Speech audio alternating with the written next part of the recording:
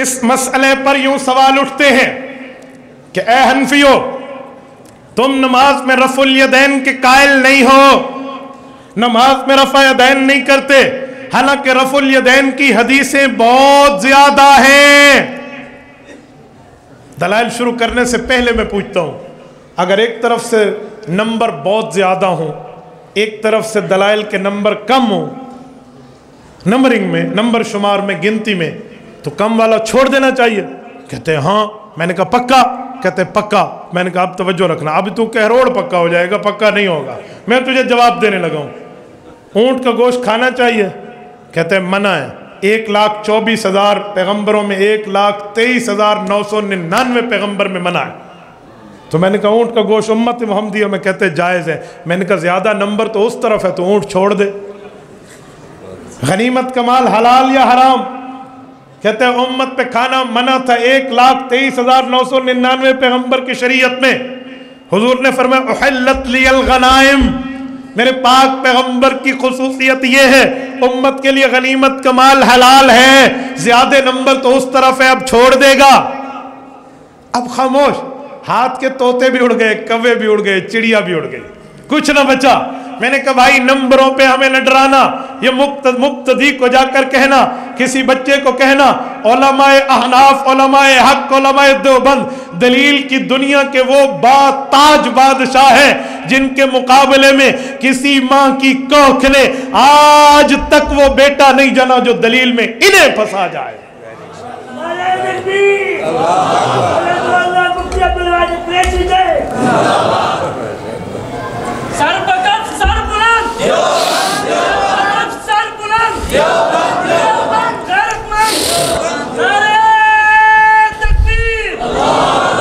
میں نے کہا نمبرنگ نہ سنا، آؤ دلیل کی دنیا میں بات کرتے ہیں۔ رفع الیدین اللہ کے رسول سے ثابت ہے، میں مانتا ہوں کوئی جاہل مطلق ہوگا جو کہے گا ثابت نہیں ہے، میں مانتا ہوں پیغمبر کریم نے رفع الیدین فرمایا ہے، لیکن یہ بتا حضور نے ہمیشہ کیا ہے؟ پوری دنیا کی کسی صحیح حدیث میں یہ لفظ نہیں ہے پیغمبر نے ہمیشہ کیا ہے۔ اس میں تو ہے حضور نے کیا ہے، استمرار نہیں ہے، ہمیشہ کا نہیں ہے، حضور نے کیا ہے۔ چھوڑنے کی روایتیں بھی ہیں۔ مجھے کہتے ہیں مولانا آپ کو عربی آتی ہے؟ میں نے کہا الحمدللہ۔ کہتے ہیں کانا یرفع یدیہ، کانا استمرار پہ دلالت کرتا ہے، حضور کرتے رہتے تھے۔ میں نے کہا پکی بات ہے؟ کہتے ہیں کانا یطوف علی نسائہ بغسل واحد۔ علماء جانتے ہیں یہاں بھی کانا آیا ہوا ہے، بغسل واحد یطوف علی نسائہ۔ علماء سے ترجمہ لے لینا، وہاں بھی استمرار ہے۔ کہتے ہیں نہیں، ایک دفعہ کا واقعہ۔ میں نے کہا اب کانا کہاں سے آیا؟ کچھ باتیں عوام کے لیے نہیں ہوتی، آپ پریشان نہ ہو، یہ علماء سمجھتے ہیں۔ میرے دوستو سنو، میں نے کہا ہمیشہ نہیں کیا، پیغمبر کریم نے چھوڑا ہے۔ میں پہلے اللہ کا قرآن لاتا ہوں، پھر پیغمبر کا عمل، پیغمبر کے صحابہ کا طریقہ لاتا ہوں۔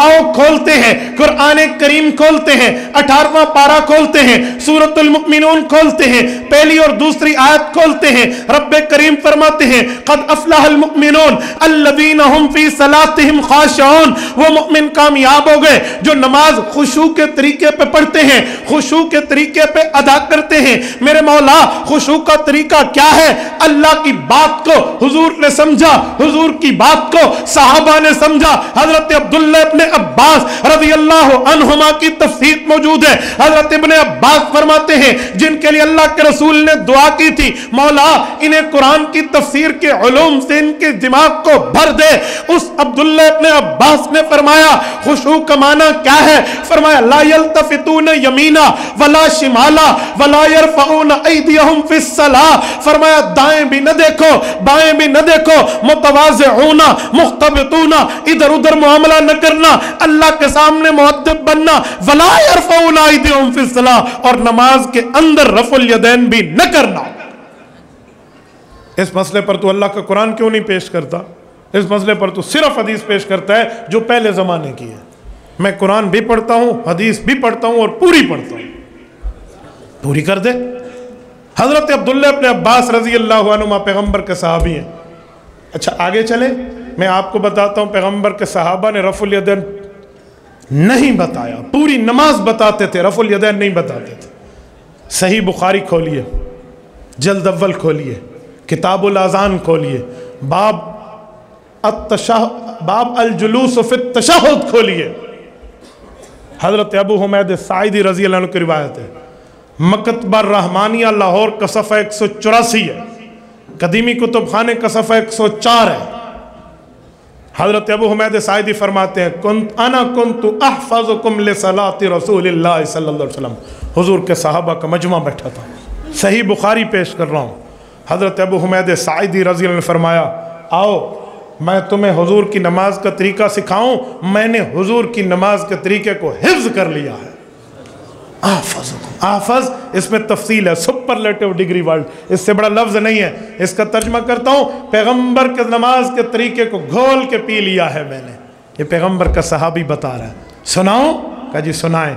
انہوں نے پوری نماز کا طریقہ بتایا، فرمایا اذا کبر جعل یدیہ حذو منکبیہ، حضور پاک علیہ السلام نیت فرماتے اور اس کے بعد ہاتھ باندھ لیتے، وَإِذَا رَفَعَ أَمْكَنَ يَدَيْهِ، اور اس کے بعد حضور پاک علیہ السلام جب جاتے رکوع پر سر جھکاتے ہوئے تو سر جھکا دیتے اور اتنا رکوع میں رہتے حتیٰ یعود کل کفار مکانہ، ہر عضو اپنی جگہ پہ پہنچ جاتا، پھر رکوع سے سر اٹھاتے پھر سجدے میں جاتے۔ وَإِذَا سَجَدَ، حضور پاک علیہ السلام سجدہ کرتے، غیر مفترش بلا قابضہما، حضور پاک نے نہ ہاتھ ایسے سکیڑے ہوتے نہ ہاتھ بالکل کھولے ہوتے، درمیانی کیفیت میں پیغمبر کریم یوں سجدہ کرتے، اور نماز تک پوری روایت نے نماز کی سلام تک سنا دی، کسی جگہ نماز کے اندر رفع الیدین نہیں بتایا۔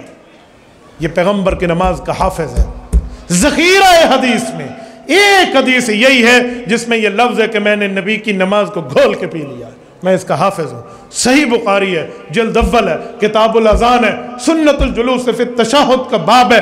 ابو حمید ساعدی پیغمبر کا صحابی ہے اور یہ روایت بتا رہا ہے۔ ادھر تو رفع الیدین نہیں ہے۔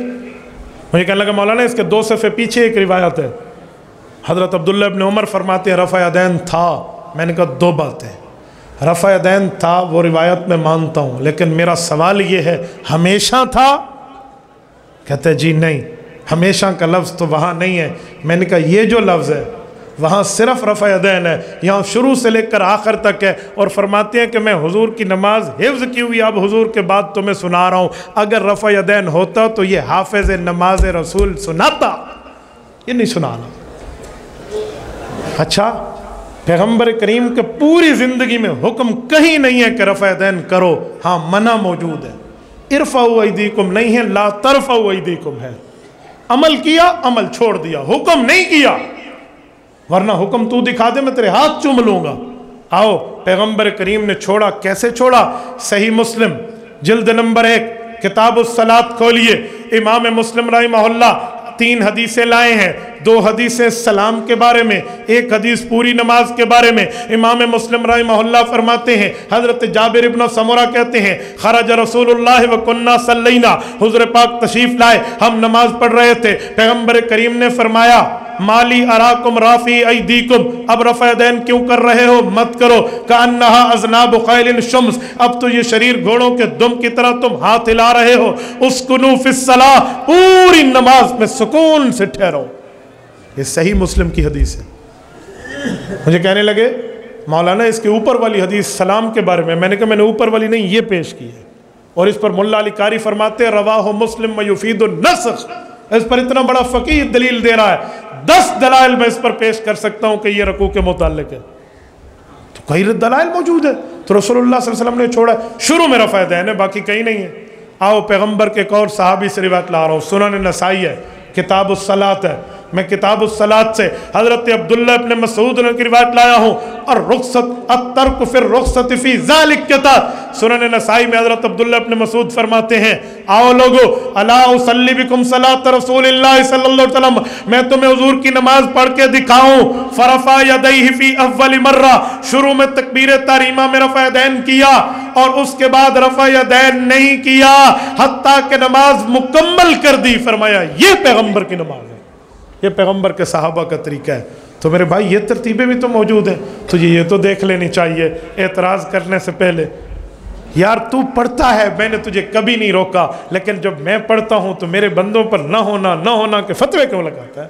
दलीलें तो इनके पास भी हैं, अहदीस तो, या तो तू कहता दोनों ठीक है चलो कोई बात बनती, लेकिन जब तू फतवाबाजी मुझ पे करेगा तो जवाब देने का हक मैं भी रखता हूँ, दलाल बताने का हक मैं। कहते मौलवी साहब एक हदीस है हुजूर रफ़ैदैन करते रहे हत्ता लकी अल्लाह, यहाँ तक के फौत हो गए। मैंने कहा एक मिनट, इस हदीस से पाक बुखारी में है? कहते नहीं, मुस्लिम में नहीं, अबू दाऊद में नहीं, तिरमिज़ी में नहीं, इब्न माजा में नहीं, नसाई में नहीं, मौजम कबीर में जी नहीं, मौजम सगीर में जी नहीं, सुनन इब्न माजा में जी नहीं।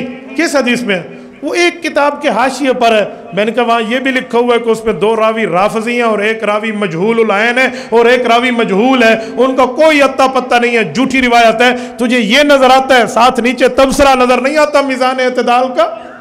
तो भाई पूरी बात करना, अधूरी बात न करना।